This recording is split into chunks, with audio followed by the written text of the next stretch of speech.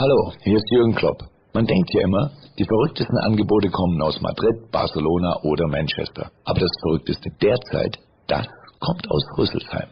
Nennt sich Opel Flat. Das Sorglospaket mit 3 Jahren Garantie, 3 Inspektionen, 3 Jahren Mobilservice und bis zu 4.000 Euro Preisvorteil. Die Opel Flat, jetzt für viele Opel-Modelle.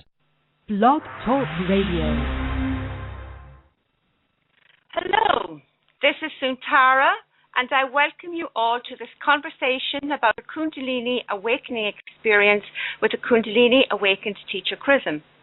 This is our 5th Blog Talk Radio presentation, and I am delighted to join you all in listening to Chrism's teaching for today, which continues with part 2 of the conversation about spiritual and psychic phenomena. I encourage those of you listening to the show to call the phone number and ask any questions that you like. The number is 347 934 0026. If you are listening to us on the archive show, you are indeed most welcome. And as always, if a question arises for you as you listen to this archive, then feel free to write it down and email it to Kundalini Awakening 111@gmail.com. That's Kundalini Awakening 111@gmail.com, and Chrism will address your question in next week's show. I have no questions from last week's show, and I feel people are waiting to see what will evolve from this second part of the conversation. For those listeners who appreciate the teachings on this show, and indeed the teachings are freely available on the other CAS1 sources, and would like to support the wonderful work that Chrism does, you can at this time send your contribution gift to Christopher Mitchell, Post Office Box 2663, Santa Rosa, California, 95405. That's Christopher Mitchell, Post Office Box 2663, Santa Rosa, California, 95405. If you would rather use a bank account and not the postal service, then if you contact the show's private email address, I will forward to you those bank details. Again, that email address is Kundalini Awakening Systems 111@gmail.com.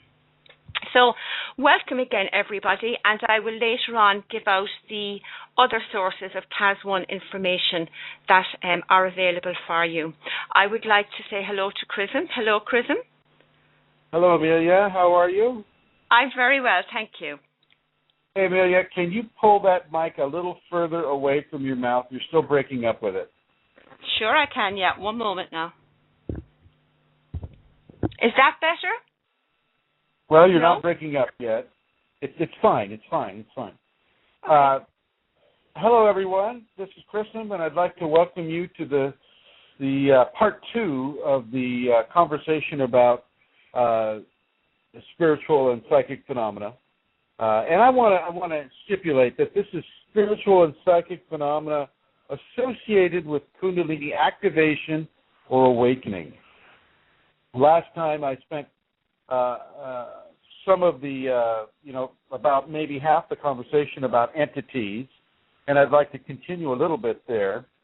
The entities, just to recap a little bit, when the Kundalini comes to a person, they're opened up into a level of spirituality or a level of spiritual perception that allows them to have conscious, real-time interaction with non-physical spiritual consciousness. I use the word spiritual kind of loosely. I would prefer to say, say non-physical consciousness, so to speak.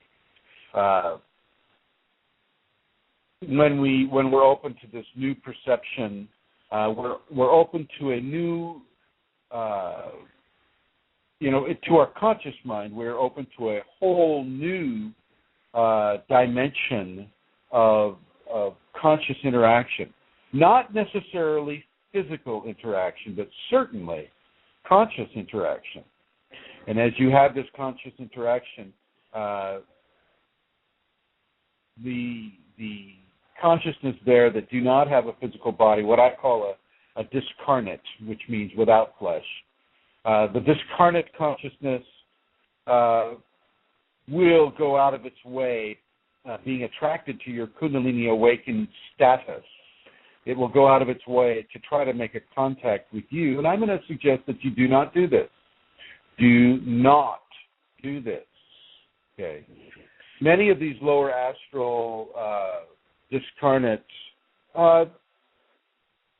they don't really have your best interests at heart. They pretty much have their own interests at heart, and levels of energetic harvesting or trying to control your life is a very, very common experience that people newly awakened into the higher energetic states that Kundalini brings can experience. This is something to be aware of. Most of you listening may not have a teacher, and so this is what a teacher would tell you if indeed you had a teacher and the teacher knew about the higher states and what the denizens of, say, the lower spiritual states would be. Succubi, incubi, hungry ghosts, things of that nature. These are what a person can experience within these states. I just want to state that the place where I'm living is kind of partly a rescue center for animals. So if you hear the birds in the background, well, they're just being birds and sounding off as birds do, as well as the dogs, and the turtles are kind of quiet. So just in case you hear that, I want you to know these are not discarnates. Definitely incarnate. So continuing with the discarnate understanding, you don't initiate communication. The discarnate groups, and you'll get groups of them sometimes, they will come to you and they will talk to you. They'll say your name. They'll try to get your attention in any way that they can. And I just want you to stay in the middle of the road, the middle path. Do not initiate communication of any way. Do not look at them. If you see them, do not look at them. Just turn your eyes away. Looking at them, the visual communication is a form of a permission for a contract of communication to be given. So do your best not to engage them in any way with conversation. Santara? Yes, Chrism? Am I coming through okay with this? I don't have anybody here to check what it sounds like. John isn't here, so to me you sound fine. Okay, thank you. Okay. If anybody wants to call in, the number is 347-934-0026, and let us know if the sound quality is up to what we would like it to be. So with the discarnate activity or the entity activity, do not promote a communication. Many of these things, if you do, some fairly unpleasant experiences can be given. First of all, they will try to dominate your body. They will come into your body, whether or not you wanted to become a medium. Well, you just became a medium. Okay, they will pick your clothes out. They'll have you throw your old clothes away. They will rearrange the furniture in your house. They will do everything they can do to begin to live a life through your body, pushing your consciousness to the side. So really, really, really, it's important not to initiate communications with the lower discarnate community. The higher discarnate communities won't do that to you. They won't try to dominate your body. They won't try to manipulate you. What they will do is they will give you specific teachings when you're ready to have them, and those are typically of a benevolent expression. So the higher discarnate activity can be beneficial to you, the lower discarnate activity or the lower entity contact can be not so beneficial. It's everything has its pro and its con, and even the hurtful interactions teach you what you don't want to do. Okay, so even those lessons have a positive outcome if you survive them. So I really want to focus. I want you to focus on the discarnate scenario simply because that can really make you feel you're crazy when you're seeing things that other people don't see. That can make you feel very, very, very insecure about the competency of your consciousness. And I want you to know that you are not crazy. You are fine. You are healthy. You are having Kundalini. And Kundalini opens up a whole new dimension of interaction.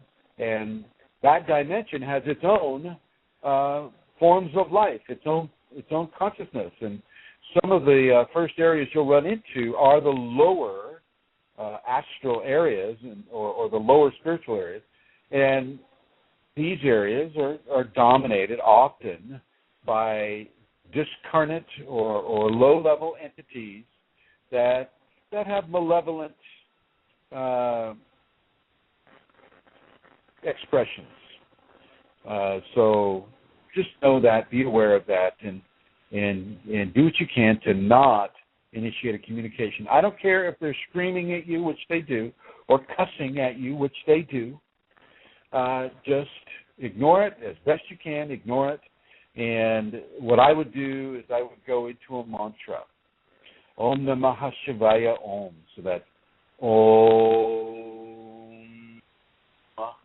Namah Shivaya Om. Or any other mantra that is positivity based. If you want to contact me and tell me a little bit about your situation, I can go ahead and assign a mantra to you. My contact email is K as in Kundalini, Fire for All. That's KFIREFORALL@yahoo.com. Feel free to drop me an email and let me know a little bit about your situation. So entities are part of the deal. Kriyas are also part of the deal, and I may have touched on those last time, but I'll do so again today. Spontaneous movements that resemble yoga postures will happen to a person with, in this stage of the Kundalini. So don't be surprised if you wake up at night, in the middle of the night, assuming a yoga posture. It's okay. It's fine. It is natural for the Kundalini. And I want to reiterate today that Kundalini is natural to your body. It is that natural expression, just like breathing or swallowing or your heartbeat. It is as natural as your heartbeat. And so your body is wired to have it. It is programmed to have Kundalini. And the Kundalini and the body know very well what is to be done. It's just your conscious ego mind that really doesn't have an idea and gets a bit upset over these new changes that are being kind of forced upon the ego mind. So you'll have a Kriya, and the Kriyas can come in shakes. You can have shaky Kriyas where your body is just shaking, almost looking like Alzheimer's or a palsy, which it isn't, but it resembles that. So once again, you don't need to run off to the MD, but if you want to, certainly feel free to run off to the MD or to the ER and tell them that your hands are shaking or your legs are shaking, or you have the many different forms of body positioning that the Kundalini will put you into. But on the other hand, if you know you have Kundalini, there's no need. Nothing is wrong. The Kriya phenomena is there to infuse the body with the Kundalini, and the body's response to Kundalini is that automatic positioning. So it is absolutely natural and nothing for you to be concerned with. Some of the other symptoms that I'd like to talk with you about is weight loss. You may have some unexpected weight loss as the body begins its transformation and the rewiring of your body begins. You may have weight loss. A lot of it will be due to the fluctuations you'll have in eating and in the changes in your digestion rates. Okay, so don't worry about this. This is okay too.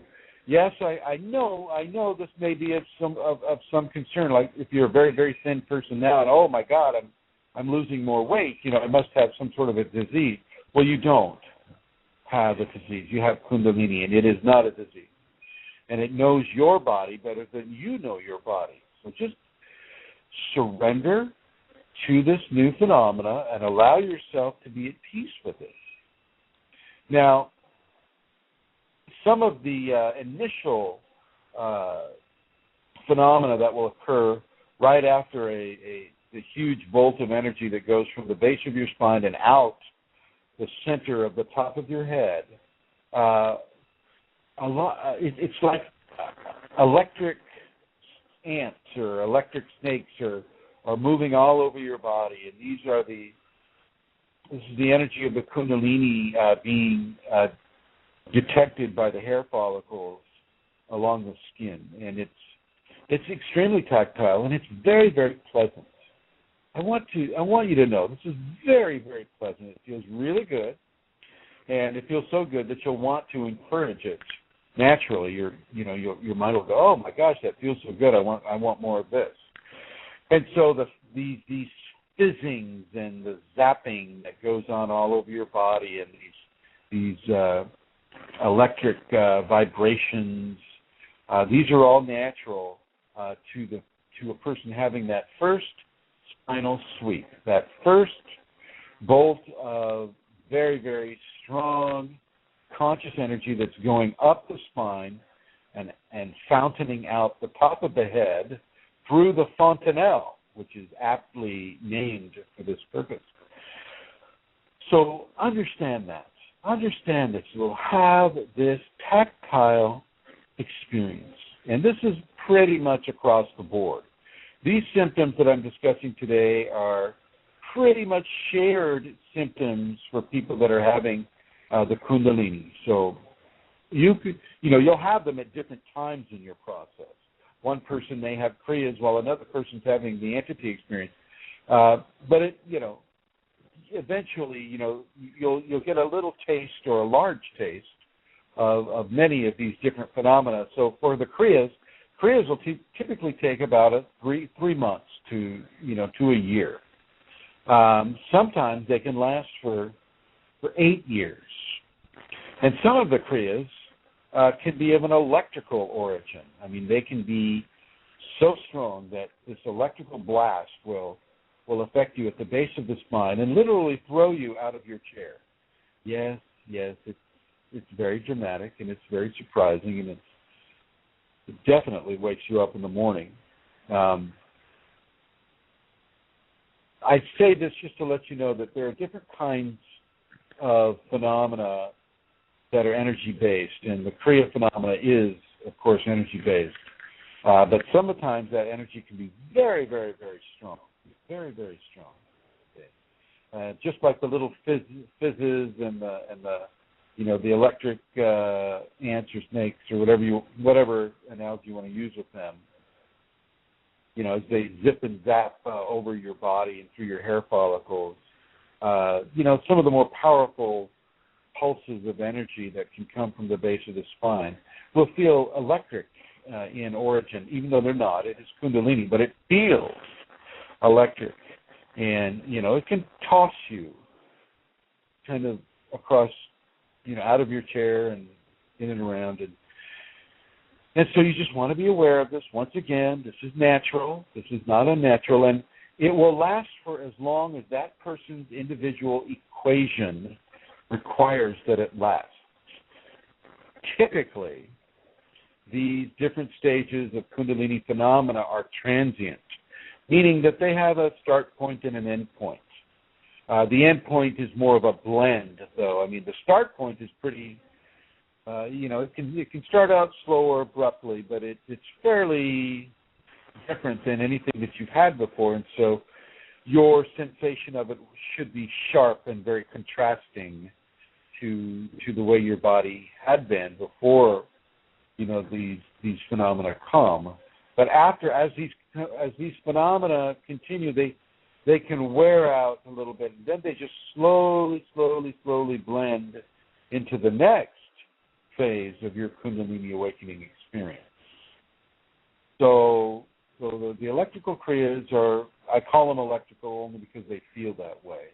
And also the fizzes and zapping that kind of sound and feel like an electrical origin as well, that course through your body and through your scalp and your hair and your skin, everywhere, all over your body. These little zappings represent a rewiring of your energetic anatomy upon the physical anatomy. So the physical anatomy is being changed by the presence of the Kundalini, which is an expression of the energetic anatomy.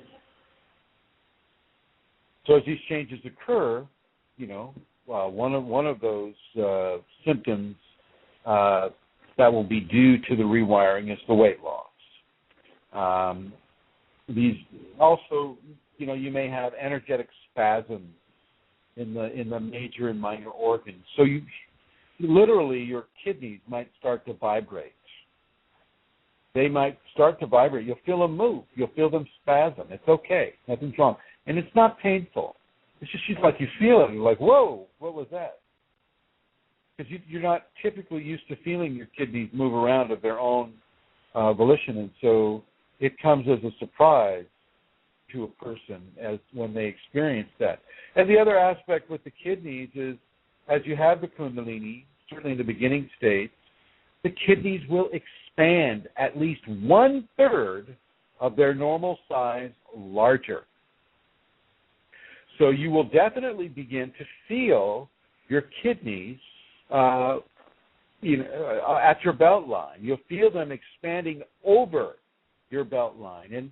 And yeah, it can feel a little, you can feel concerned because, people often will jump to the conclusion, oh my God, I'm getting a kidney stone. This is what I did. Oh my gosh, I'm getting a kidney stone. And that's such a painful event that you really want to go out of your way not to have one of those. And so I wouldn't blame you if you went to the medical industry and, told that MD, it's like, oh my gosh, I think I've got a kidney stone forming, and they'll want to image that. They'll want to take an image of it just to see if indeed that is, and they won't see one. Because you're not having a kidney stone form, you're having Kundalini. And Kundalini infuses the tissue in such a dense way. I mean, it really, really infuses every molecule of those kidneys. And so you'll definitely feel the kidneys in a different way, but that will recede.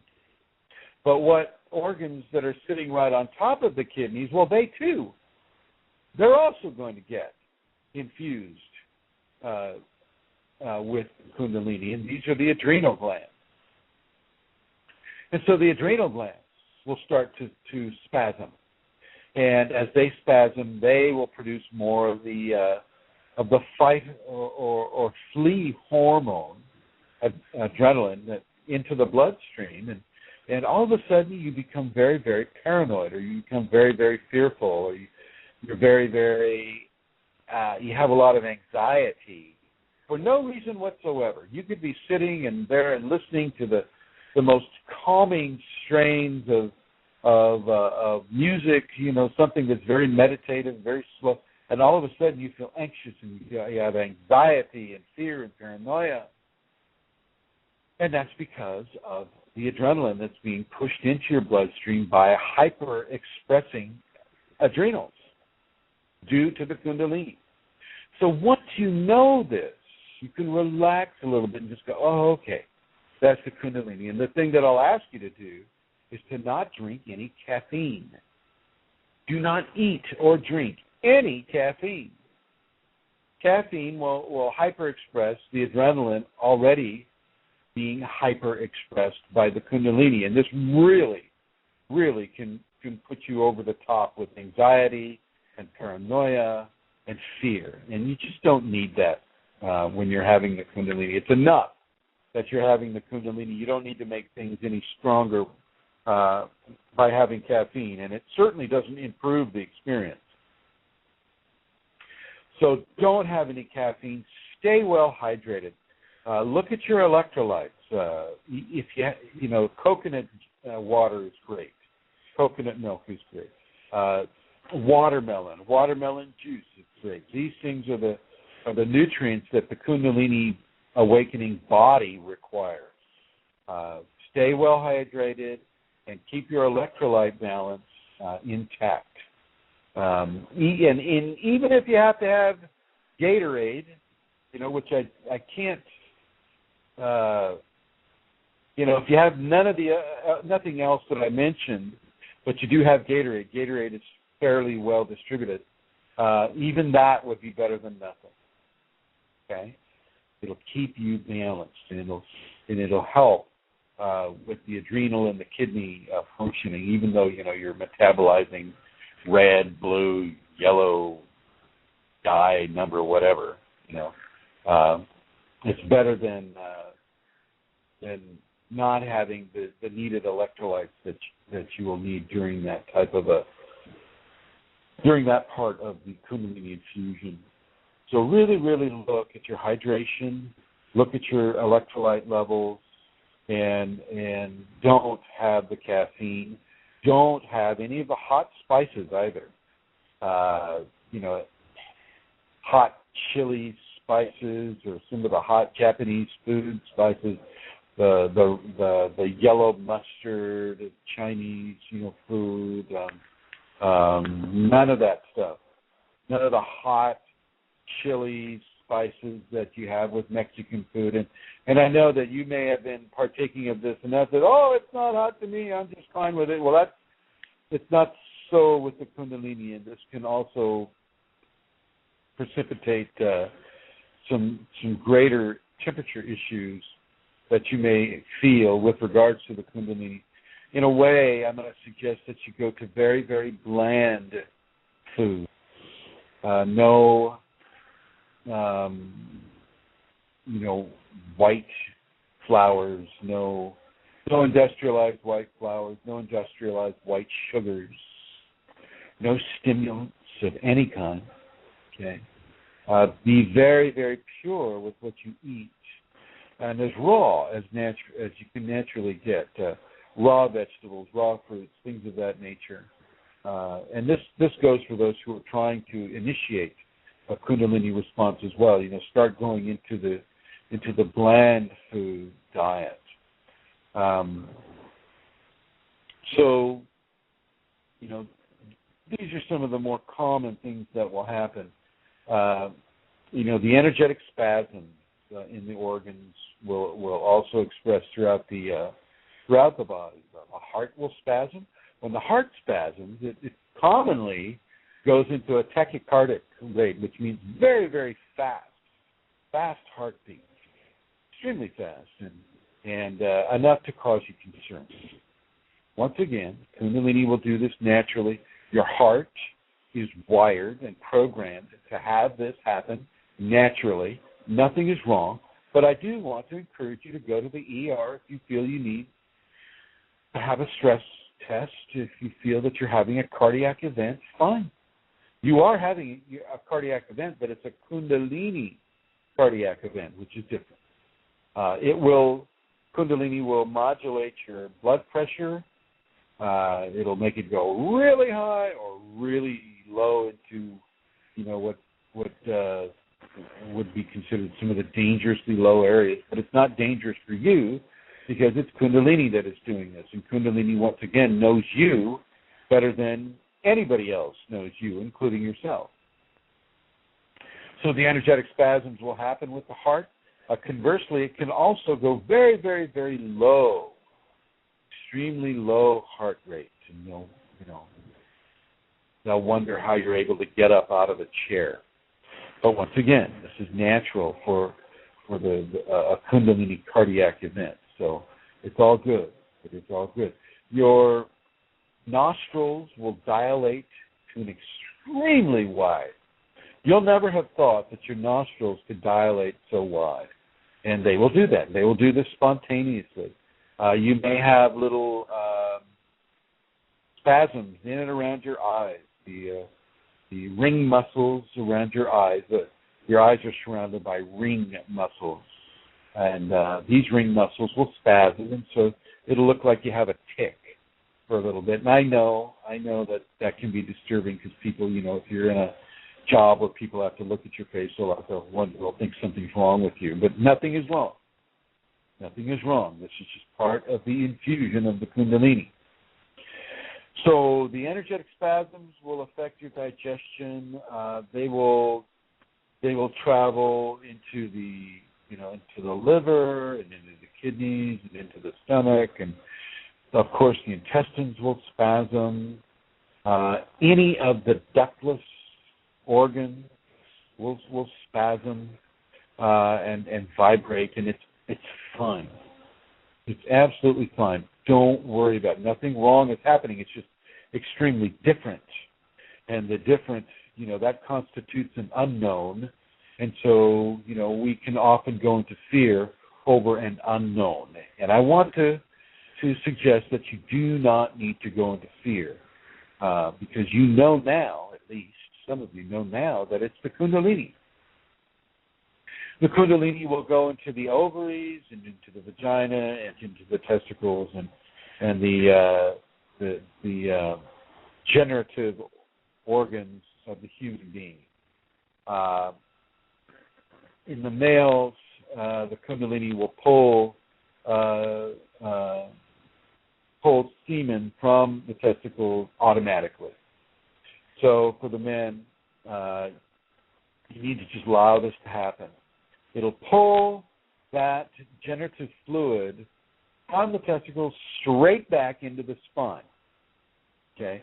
For the women, it'll pull the fluids of generation from the reproductive organs straight into the spine. Okay, not the egg so much, not that, but everything else of a fluidic nature in the organs of reproduction in both men and women will be pulled into the spine and used by the Kundalini as it changes it into a plasma. And this energetic plasma is disseminated throughout the body, initiating and supporting the transformation of the body that's occurring. So, and again, in a way, you're being reborn by the Kundalini. You are being changed, literally, on a physical level, by the Kundalini, as the Kundalini uses combinations of what the body already has within itself, such as the fluids of generation or the fluids of reproductive generation. This will be used as part of a format of transformation for the human being. So don't be surprised if you feel that. Men, you will definitely feel this. It feels strange. And ladies, of course, the ovaries will be vibrating and moving and spasming as well. And so you will also feel this. It is nothing to be concerned with. You are not having a medical problem. But of course, if you wish to go in and have those areas looked at by an MD, I'm supportive of that. So these energetic spasms will go all over the place.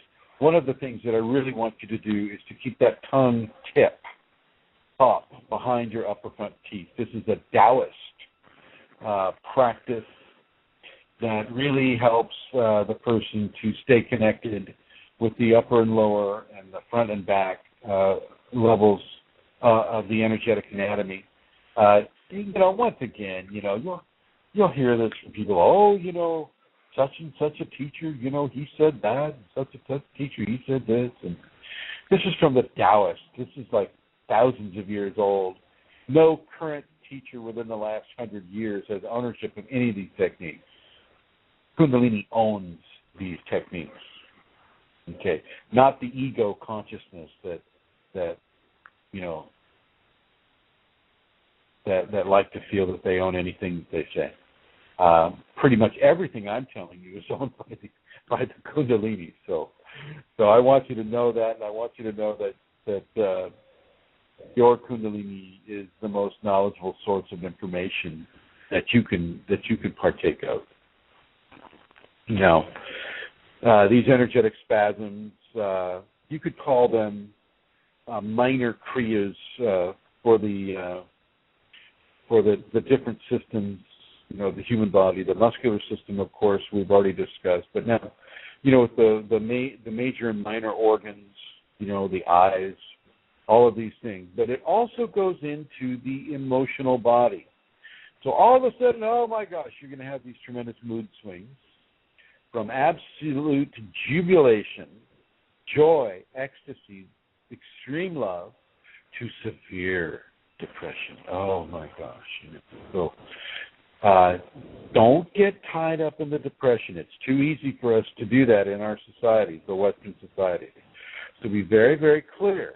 You'll have the highest of the highs, but as you migrate away from the highest of the highs, the lack of those qualities of bliss will cause you to go into the lowest of the lows, very, very low depression. And this is natural. This is the Kundalini broadening the dynamics of your emotional experience, broadening the horizon, broadening the experiential levels of your emotional body. And so it is just the way a person stretches their body for yoga. Well, this is emotional yoga that the Kundalini is bringing you. So don't be surprised if you have these really, really, really highs and low, low lows. And no, you are not becoming manic depressive. It's not anything like this. Don't feel that it's schizophrenic or bipolar or any of that stuff at all. And if you go to an MD, they'll typically give you that kind of a diagnosis. They don't have anything else. They don't have anything else. So, oh, wow, okay, that looks kind of like bipolarism. Well, let's just call it that. That's what they do when they leave the office after examining you. They go run to their books, and they look up the symptoms and what they correlate with, and they come back to you with their best guess. Okay. So with that in mind, Kundalini is not to be diagnosed as bipolarism or schizophrenia or any of the other psychological catch-all diagnoses, that they really don't know what's going on, but here's my best guess. So with that in mind, your emotional body is being rewired and reprogrammed at the same time as your physical body is being rewired, and as your the muscular system, the digestive system, all of the different systems of the body are being rewired, and often at the same time. Often you'll have these moments where everything is kind of being changed at the same time, and you just got to understand it and just kind of like, okay, I surrender to this, I surrender to this. And it will go much better for you. Much, much, much better for you. So, covered these energetic spasms, not so much in the spiritual body. The spiritual body will not necessarily have this, but the emotional body will, the physical body will, the mental body will. And the mental body aspects of these energetic spasms would be periods of extreme clarity, periods of extreme creativity, periods of extreme brilliance, and I have to use, I mean, you become a savant. Okay, you're a savant. You have these moments of incredible intellectual brilliance. You'll have things come to you. You'll have knowledge about subjects that you've never studied. You'll be able to speak languages that you've never studied. You'll come up with theories and different aspects of knowledge that are extreme in their brilliance, in their level of incredible intellectual prowess that really surpasses anything that you've had before. And then you'll have these experiences of extreme dullness where you'll just feel really dull. You'll just feel like, oh my God, where did the brilliance go? What happened? And this is also just the same as the emotional body, where you're feeling really, really good and then you're feeling really, really depressed. Well, with the mental body, you'll be feeling really, really, really smart, and you will be, and then you'll also be very, very, very dull. Very, very, very dull.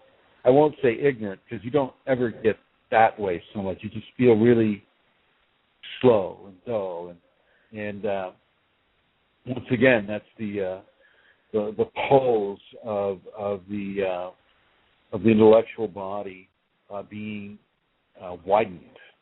That horizon will also be broadened. So once again, it's natural. You're not becoming stupid. Okay, you just and eventually, these will all even out into a level of natural expression as your Kundalini equation matures within you. But see, these are some of the more surprising areas that you can have within the first 3 to 8 years. Let's see. Moving on into the ego body. Okay. Well, the ego is going to experience a lot of these things, and it's just going to go nuts with fear. And I want you to understand that you don't need to be afraid of any of this. This is natural. Your body can have this. Okay. The ego will spasm, and your psychology will in many ways fracture. And you'll have to reevaluate what you had thought life was about, what you had thought your life goals were, what you had thought that your priorities in your life were, and the ego will struggle with this. And I just want you to take control of your ego. Do not let its fear corrupt your Kundalini awakening experience, and it will try to corrupt it. Every new thing that comes along, whether it's an energetic spasm in the body or a kriya or anything, it's going to go into fear. Your ego is what will take you over to the ER. Oh my God, something's wrong. So I want you to realize that your ego body is really going to spasm, and it's going to cause you to experience levels of fear. And this is natural. The fear is also natural. Fear of the unknown is a natural quality. But I want you to overcome it. And I want you to overcome your fears. Do not let them make your choices. Do not let fear make your choices for you. If you have been meditating, if you have been doing yoga, if you've been doing Kundalini yoga, if you've been doing Bikram's yoga, if you've been doing Hatha yoga, if you've been studying a martial art, if you've been, praying devoutly, if you have been doing any of these things, and in some cases if you haven't been doing any of them, Kundalini just comes to you, well, this is Kundalini, and this is natural, and you are okay. You are not unhealthy. You are very healthy. Healthier than you've probably ever been, whether or not it feels that way. This is a great jump. This is a great, great step in your evolution as a human being. You're becoming your body is literally being changed into the kind of a body that that comes with enlightenment. And so I want you to understand that. And I want you to understand that the whole enlightenment equation is a multiverse of all of its own. And what it will do is it will take your Kundalini equation and apply its equation on top of that. And the body functions, the mental functions, the emotional functions, the ego functions will all be changed in order to partake of the levels of enlightenment that will be coming for you. Okay? So these are a little bit of the some of the other symptoms that you can have. Your eye color can change.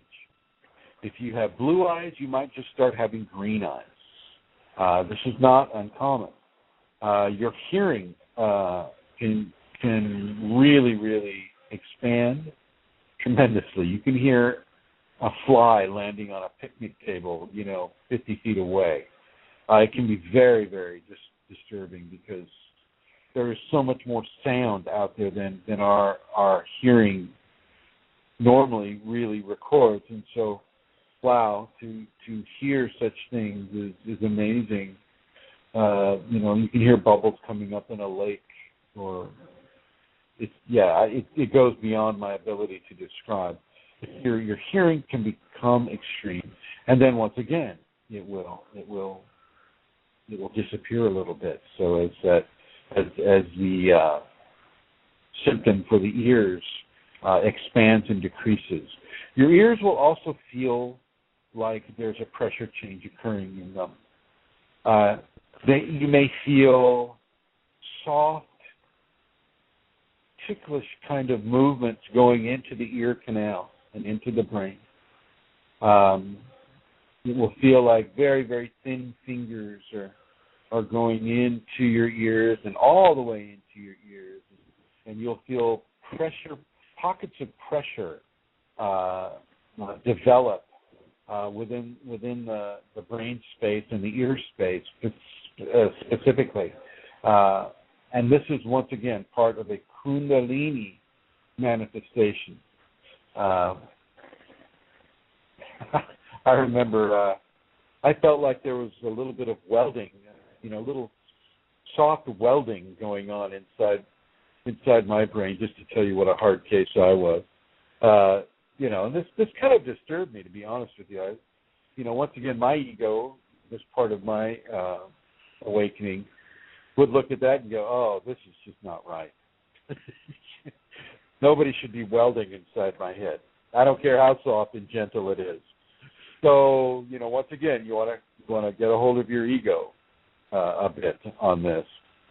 These very, very, very thin fingers of energy will come into your ear, and as I said, it's slightly ticklish, and you can rub your ear, and it'll stop for a little bit, then it'll just come right back in. So I just have to let you know that it is persistent in its applications to the ears, and this will happen for a while. Don't be upset about it. It will happen for a while. Just kind of get used to it. You will feel this pressure difference, over either ears or one ear. It doesn't necessarily happen to both ears at the same time. One day it'll be the left ear, next week it'll be the other ear, and then it'll be different areas of the inner cranium where you will feel these pockets of a different pressure. It's not painful. It's just noticeable. It's noticeable. Many of you, as you come into the Kundalini, will feel the golden helmet effect, which basically follows the hairline. Whether or not you still have a hairline, men, it doesn't matter. It will still follow that hairline. This is something that is male or female both. You will feel like you're wearing a helmet or a hat or a bowl over your head all the time. You'll just feel this, and this is a natural thing. This is not unnatural at all. It is part of the Kundalini equation and not anything to be surprised. If anything, it's something to be thankful for, because you know it's giving you a very explicit understanding that you are on this path. Okay, and you'll feel it all the way across the nape of your neck. It'll come up around your ears, and it'll, for men, it'll follow your sideburns. Not often will it follow the beard line, but it'll definitely follow. It'll go up from, like, say, the ears, and then on up across the forehead and around the hairline that way. So just be advised of that. It's okay. It's natural. Nothing is wrong. It's called the golden helmet. You can look that up. So your hearing acuteness will really increase, but so will your visual acuteness really, really increase. You'll be able to kind of like have this weird zoom lens type of thing where you can zoom in on a bug or a dewdrop on a leaf, or be able to sometimes go into things with your vision. Interesting. It's like a medical viewing in a way where what happens for me is the skin of a person's body just disappears, and the system or the injury or the disease that I'm looking at is the thing that comes up, and yet I'm able to see surrounding tissue only to the degree that it helps me give service to that person. So your vision increases, and you'll feel like a third eye mechanism kick in. And so you no longer have two eyes, you have three eyes, but the third eye is a spiritual viewing eye, and it doesn't have the same kind of limitation that the physical eyes have. And yet, so what it will do is it will lend itself to the visual acuity, and all of a sudden your visual eyes will no longer have the same limitation. And moving into the eye area in the third eye, you'll often feel an inside-outside pressure or bump occurring at your third eye, almost like a small mound of energy is bubbling up from where your third eye is. And this is a tactile feeling. You will feel this. You won't be able to really control it for any of these things, to be honest with you. All of these, most of these phenomena is in the control of the Kundalini, not the human ego consciousness, just so you know. So remember to surrender to all of this. As the third eye is being stimulated by the Kundalini, this bump will occur, and it's a blessing. It's a real blessing. It doesn't hurt. Sometimes it feels quite strong, like there's a horn, like you're growing a unicorn horn, but you're not. It's the stimulation and the beginning of the opening of the third eye region, and once again, the third eye will lend itself in equal measure to the physical visual eyes, and this will begin to give you a much broader appreciation of the dimensional blend of the visual world. So, for instance, when I say dimensional blend, is you can see entities. You can make your vision can go inside of an object that hasn't been opened up to you. You can go. How do I say this? You can visually bilocate in ways that are far more than just bilocate, which indicates two. You can bilocate to 100 different angles and directions, and you can go inside a room. Some of these are really hard to put into words. You can you can see molecules. You can see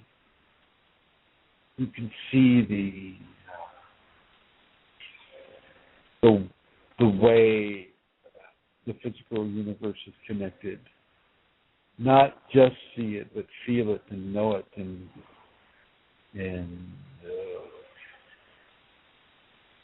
it just goes beyond words in some way. But this isn't all the time. If this was going to happen to you all the time, you wouldn't really be able to live in society, as you must do. Part of the reason you're here is to have this while living in this Western society. And so blinders are given to you. Not blinders. Blinders isn't the word. Filters. Filters are given to you so you can drive a car without seeing any of the remnant dead people that are standing or lying in the roadway. Okay? That kind of should give you an idea of what I'm talking about here. To be able to see discarnate consciousness. Not every discarnate consciousness is, it's so diverse in its application and its residual effect. So, for instance, a person is killed on the highway. You may still see the imprint of that body laying in pieces on the highway, and this would cause you some great distress, and could cause you to have your own accident. And so filters are given for you, and the Kundalini allows you to have it only when it feels that it is necessary for you. And once again, it is this higher power, this higher spiritual divine consciousness that is coming through you and helping you and guiding you. And so with the visual matrix of 3 organs of visual intake, the third eye lends itself to the physical visual eyes, and this is what allows you to see in very, very, very different ways. But vision is a very complex thing because it also constitutes communication. On a spiritual level, it also constitutes permission and contractual agreements and things of that nature. Just by observing something, your Kundalini will ride that vision. So what I'm saying is vision has weight.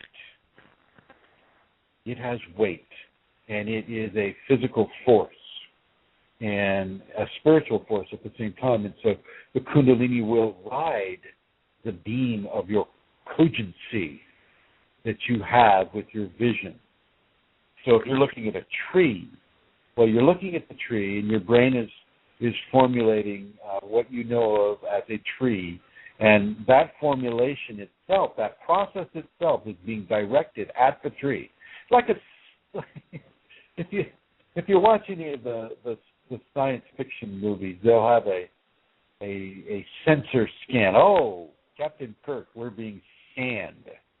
Well, that's what you're doing when you look at that tree. You're scanning the tree, and the tree will feel that scan, or the entity will feel that scan, or the other person will feel that scan. This is why when you're spying on a person, and this in the West, this is typically described as when I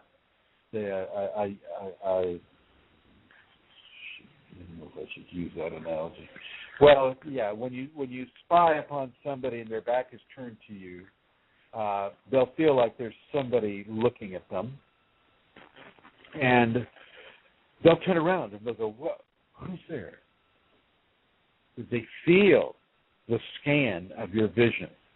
They feel the scan of your consciousness that's writing the vision, and in the Kundalini case, they'll feel the level of Kundalini on that vision. And so will the animals, and so will the plants, and so will the insects and the fish. All life respond to Kundalini, and so therefore the life that you look at with your eyes will flow with Kundalini, and they will know.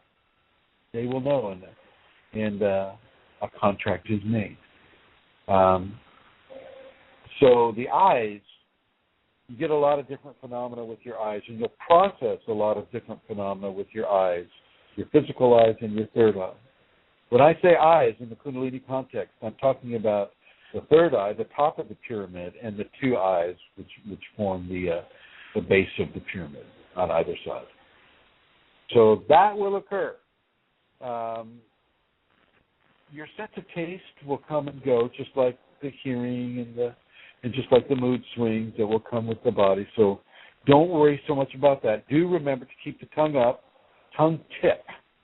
Let me go into the tongue a little bit here. The tip of the tongue, there are 5 that I know of. There are 5, probably more, tongue positions that can occur besides including, I should say, the tongue behind the upper front teeth. So you'll notice that if you go into your soft palate right now and you explore that with your tongue, you'll notice there's the fleshy mound right behind your upper front teeth, which is the typical place where I'll suggest that you put your tongue tip. And then there's the as you slide the tongue back and it'll dip in to that soft palate, and there's kind of like an indented area, or an area that goes upwards more towards the top of your head. That is another position. Well, you have different positions for your tongue tip to occupy, all going all the way back to Kachari, where the Kachari mudra or lingual mudra, tongue mudra, will go back into the nasal, the upper nasal areas, and that Kachari is basically for partaking of brain dews as they drip off of the pineal gland or pineal sweat, and a lot of people think that's a big deal, and I guess just for them it is. You don't have to partake of that. It's not bad. It's great. And as it touches the tip of your tongue tip, expansiveness will occur. But I don't really suggest people try to go back there. Now the Kundalini may force your tongue back and up into Kachari, and that's a different deal. With that, then you must surrender to the Kundalini. But to try to do it consciously, or for those who are trying to have Kundalini, to stick their tongue back up into Kachari, thinking that's going to bring them Kundalini, no. That's more a natural Kundalini response than it is something that you do to try to produce Kundalini in the body. Okay? So there are many tongue positions that occupy the upper palate of the human being. But the first one is really the tongue tip behind the upper front teeth. Okay? And what happens if you don't do that and you have Kundalini is you'll get a tongue tip burn. And this is a real thing. I've had all of these things I've had happen. The tip of your tongue will burn. It's like it'll be similar to what it would feel like if you put your tongue on an ice tray out of the freezer. That kind of a burn. And it will last for a while too, by the way. So I really, and it's not, that one can be painful. I found that out the hard way. That one can be painful. And so I will suggest that everybody put the tongue tip up behind the upper front teeth. Okay, just so you know about that. And I already talked to you about the nostrils. I also want to say with the nostrils that inside the upper lip of your nostril, inside it about 1/8 of an inch, there are the chakras there where the Ida and Pingala terminates. So when you're doing breathing or you're doing pranayama, the Ida and the Pingala are stimulated. This is what happens when you get too hot, or then you plug the right nostril and you breathe in through the left, and vice versa if you're cold. Or you plug the left nostril and you breathe in through the right. So the scenario is those chakras under the upper lip of the nostril, those are fairly powerful chakras. And this is what will cause, often, your nostrils to extremely dilate. Okay? So once again, this is normal. Going back to the eyes, you'll understand that sometimes your physical eyes will be pulled up. all the way up, almost like they want to go into your brain, falling into your brain. Let that occur. Not while you're driving, but let that occur if you're seated and you're in a safe place and you're meditating, whatever. The eyes will want to go up, and I want you to really surrender to that. Let them go up. Let them go up. Don't worry about it. It's natural. The Kundalini is pulling them up, okay? Pulling them up to the brow points. Now, you may experience posture changes and skeletal realignments. Your postures may become more yoga-oriented. And because your new postures are coming into you, your skeletal system will begin to realign. You may feel, as you have the kriyas at night or anything like that, you may feel your bones kind of moving of their own. Well, they're not moving of their own. They're moving because the Kundalini is moving them. Sometimes you may feel some sharp pains where your joints are as the Kundalini moves through these areas. There's corrections being made. And as you do not resist, it will go easy. If you do resist, it can be hurtful. I just want you to know it can be hurtful.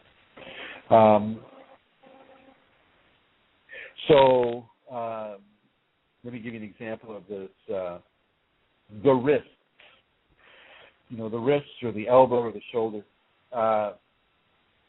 If you're used to tying your shoes a certain way, and the Kundalini comes into you, and all of a sudden, you cannot tie your shoes the same way that you have done before, since you learned how to tie your shoes.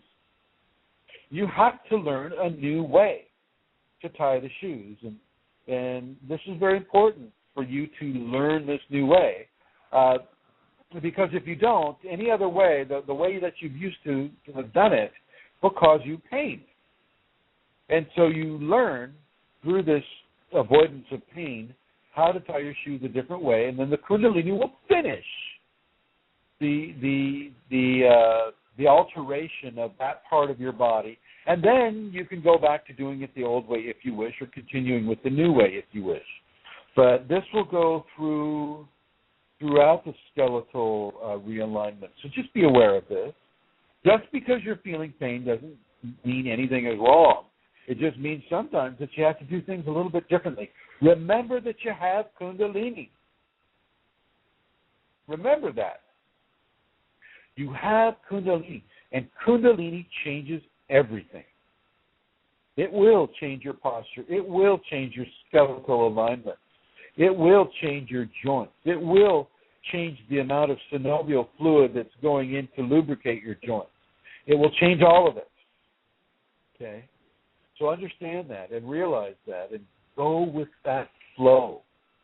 Go with the flow. Don't go into pain over it. Cranial plate migration can occur. So your skull is made up of different cranial plates. And they're joined by ligatures, or these little lines of joining that you see on a skull. If you look at a skull, you'll see the different cranial plates, and they're joined by these ligatures, and these ligatures are where the plates meet, and the little lines of demarcation that you'll see on top of a skull and on the sides of the skull. And Kundalini will change that.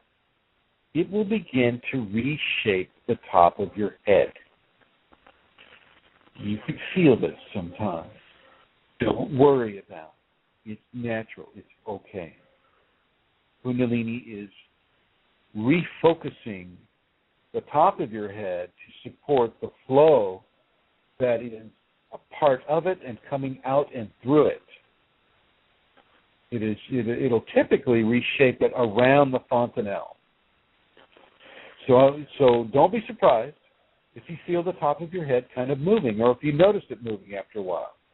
You feel the top of your head, you brush your hair, you wash your hair, you feel your head, every day. And you may feel things starting to be a little different then. Don't be surprised. Don't be afraid. Nothing is wrong. Okay? Cranial plate migration will occur. And it's not the end-all, be-all either. Just because you have the cranial plate migration doesn't mean that you're done with the deal. It just means that it's part of the equation. Doesn't mean that you're getting smarter either. The bone structure of your cranium doesn't really mitigate intelligence. That's the mental body. The mental body will do that, and yes, the Kundalini will make you smarter in that sense. So the cranial plate migration can occur. It doesn't occur for everybody, but it occurs for enough people that I felt it important to mention. All the ring muscle groups can experience hyperdilation. Everything from your rectum to the mouth, the nose, the eyes, the ears, the nipples, everything, even the inguinal muscles, the ring muscles of the organs of generation, reproductive organs. All of these will have periods of hyperdilation. It's nothing to be shocked over. It's just part of the process. And these are, once these, the ring muscle phenomena, except for the nostrils, it tends to be over fairly quick. It's not long lasting. So it's one of the quicker phenomena that will come and go. All of these phenomena will come and go. They are transient. They will not stay.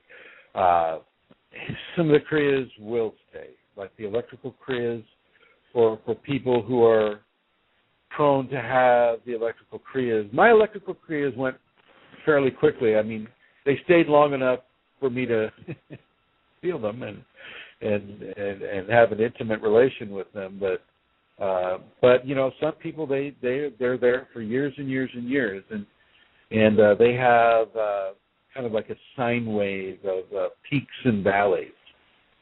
So, but most of the phenomena I'm telling you about will have a starting point and an ending point.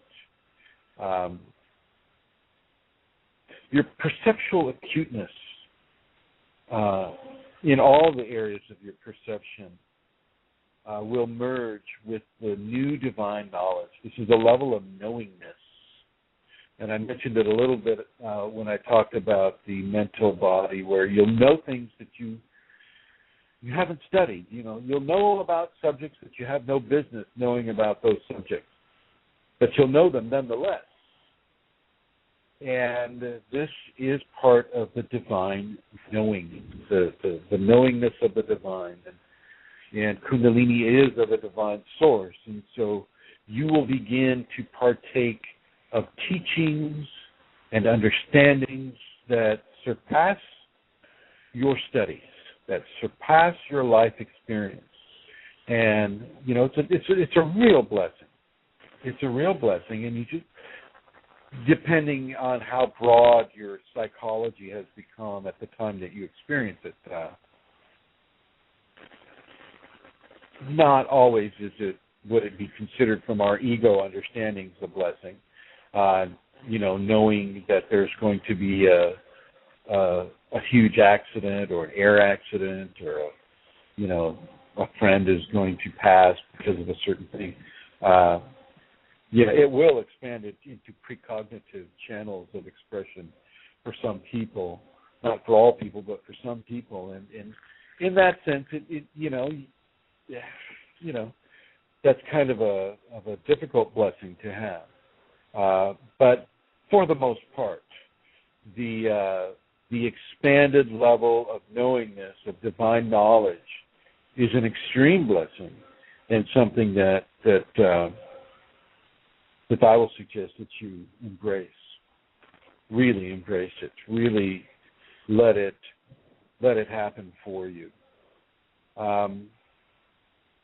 moving on with some of the obvious symptoms. Your left big toe will turn black or blue for some of you. Not all of you, but the sore big toe nail on your left big toe will turn black, and it almost like you hit it with a hammer or something like that, and it's natural. You haven't done anything to it. It is a sign or a signature of the sacred Kundalini as it begins its process on your body. So know that. Don't do anything with that. If you see it, just let it go. It'll pass. It'll pass. But this is one of the signatures of Kundalini on the body. So I did mention that you will be hyper emotional. You'll have extreme joy. But with that, you'll have this extreme unity, which is joy and knowledge of your unified position within creation. You'll feel at one with God. I cannot explain to you the magnitude that statement represents. Easy words to say, but the experience itself is stupendous. It's fantastic. It's wondrous. It's amazing. It's being at one with divinity, and this has to be experienced. I can't really. Any of my explanations of it are pathetic in comparison to what it is. I'm just going to have to leave it at that because there's nothing words can say that will give it appropriate explanation for you. So you'll have God consciousness. Some people call it God consciousness, but for me, it's you are at one with God. You're at one with God. So know that, understand that, feel that. What you will also have is a continuous experience of love. You will love everything. You will fall in love with everything. That tree that we were looking at earlier, you're going to fall in love with that tree. The bugs, you'll fall in love with the bugs and the trash and the litter on the side of the road.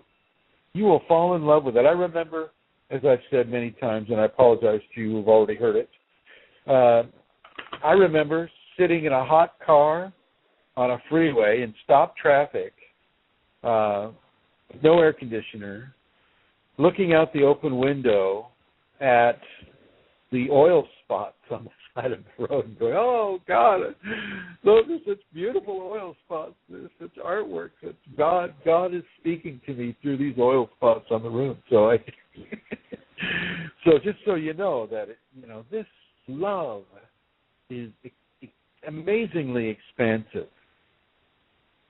Amazingly expansive. And this level of love will happen for a while. And it's what will give you that continuous smile. I don't know if you've seen pictures of saints, and I know that some of my students have this already. They have a permanent, peaceful smile on their face all the time. Except when their job doesn't let them have it. Some jobs, you don't want to have that constant smile on your face because a smile communicates something that maybe is different than what you're hearing. I'm going to ask Centaura, are you still hearing me? Yes, I'm still hearing you, Chrism. Okay. Talking to this empty mic all day. Okay. Okay.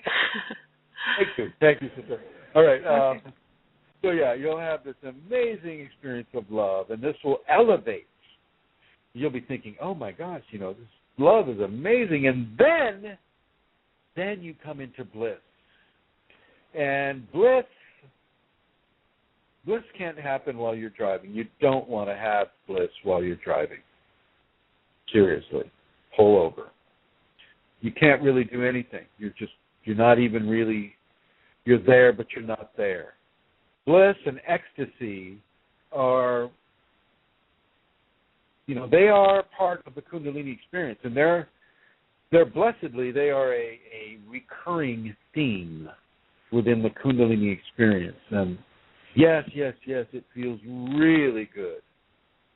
Amazingly good. Like God consciousness, I can't really put a quality in words that will sufficiently describe what happens with that. But you must, when you have the bliss, your tears will flow, and the bliss will ride the channels of joy and sadness that your body uses to relieve pressure, and those tear ducts are that mechanism that the body uses to relieve pressure, strong emotional pressure, and you will just, the tears will flow. And with ecstasy is even worse, in my opinion. If something so good could be called worse. Ecstasy is amazing, and with ecstasy, you just have to stop. You have to surrender completely. It will come on to you, and the bliss will come on to you, and you just have to stop and surrender. And with ecstasy, you may experience memory loss. Sometimes when I've been having a seminar, I will have bliss or ecstasy during the presentation of the seminar. And when I come back, and I literally mean that, when I come back, I sometimes don't know where I am or what I'm doing. And I have to ask somebody there, it's just like, what was I saying? And hopefully they'll tell me. It's like, oh, you were talking about such and such. So, yeah, the ecstasy and the bliss are extremely powerful, and these are direct, divine communications. And you shouldn't be surprised to find out that divinity communicates you through levels of extreme love. And once again, I cannot put words to it that will appropriately describe what happens, but it's really, really good. It feels really, really strong. You're pouring out tears the whole time. Your body is heaving, literally heaving. I don't know if you've seen little kids when they cry and their chests are just heaving with tears. Well, that's what's happening to you, except you're not crying through pain or sadness. You're crying through love and joy. So this is very important. I do want to mention the seminar. Santara. Yes, Chrism. Oh, sorry. I'm mentioning your name. So a gathering is being developed for Lake Tahoe on April 21st, Santara? It's starting on Friday the 19th. Starting on Saturday Friday the 19th. Mm-hmm. And going through that weekend to the 21st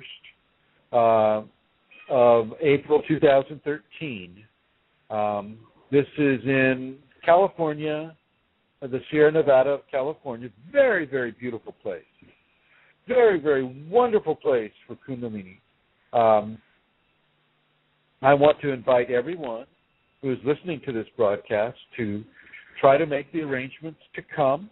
I would like you to email Santara at Kundalini Awakening Systems 111 at gmail.com or Kundalini Matters at gmail.com. That's one word, Kundalini Matters, Matters, at gmail.com as well.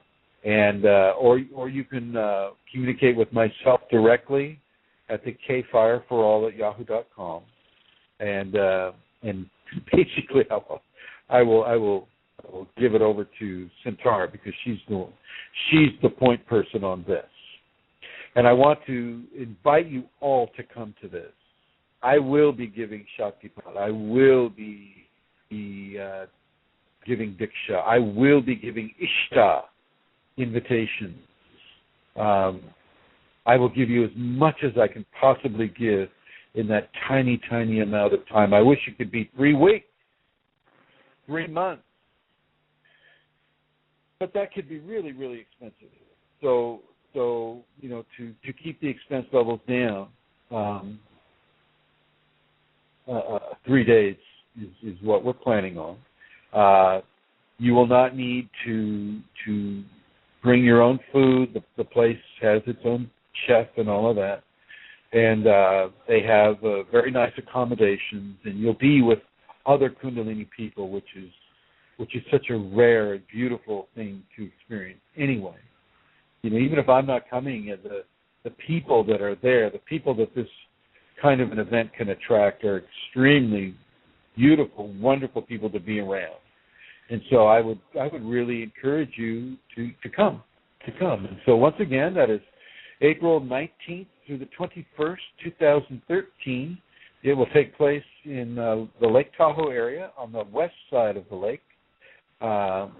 This is around beautiful, beautiful tall pine trees, and it's about a quarter mile from the lake. It's its own, I forget what it's called, but it's a beautiful place. Aaron Santara is in charge. Oh, sorry. Oh, sorry, thank you. Chrism. I keep thinking you're addressing me. Okay, I'm zipping it. Apologies. So you can reach her at Kundalini Awakening Systems 111. That's the number 111 at gmail.com, or at Kundalini Matters, KundaliniMatters at gmail.com as well. So be advised of that. Let's see. I'm going to go with some more symptoms here. Sometimes of a visual experience is called the glistening, where a white frosting of light, or a silver gold glistening frosting of light will be over everything. Everything. The leaves, the trees, the gravel, the cars, everything will have this glistening of light over them. And once again, you're not going crazy. You're having visual experiences. You'll also have audio experiences where you'll hear things. You'll hear crickets. Sometimes you'll hear a million crickets, or you'll hear bees, the buzzing of bees. You'll hear all these things. You may even hear the birds that I have in the back. Can you hear them? I can hear them. I was just thinking that's a little bit what it's like sometimes. It's like I'm in the Amazon. I'm sitting from the Amazon. So you'll hear many, many different things, including your name being called sometime. You may hear echoes, like if a car goes by, it'll go whoosh. You'll hear it go by, but for you it'll go whoosh. So you'll have an audio elongation of an audio event. So this is natural. Don't worry about it. You may have a desire to be naked in nature, and this is something that I've discussed before in some of my videos. Make sure that you have, if you have this desire, and it's natural, and it can be strong, very strong to be natural in nature. Make sure that you're not going to be observed by anyone. Okay, be alone. Women, be very careful with this. Men, be very careful with this too. But just make sure you're in a safe place and you're alone. Okay. You may feel like you have to fast. The Kundalini may force you to fast. Go with that. You may want to practice the safeties daily or yoga practices daily. Go with that. I'm having to speed it up here because I'm running out of time. You may feel like you're merging with everything. Surrender to that. Surrender into your enlightenment. Ladies and gentlemen, this is an enlightenment format. Kundalini is all about bringing you into your level of enlightenment that you can have in a body, in this life, right now. It's a lifetime commitment, which is why Kundalini does not go away, ever. It does not go away, ever. And so I would like to thank you all for listening to this. Looks like I have a little less than a minute left. Thank you for dealing with our sound issues and all the animals here. Thank you for listening to them. Thank you, Aaron and Tara, for making this occur. Thank you, everybody listening in the archive. And I wish you well.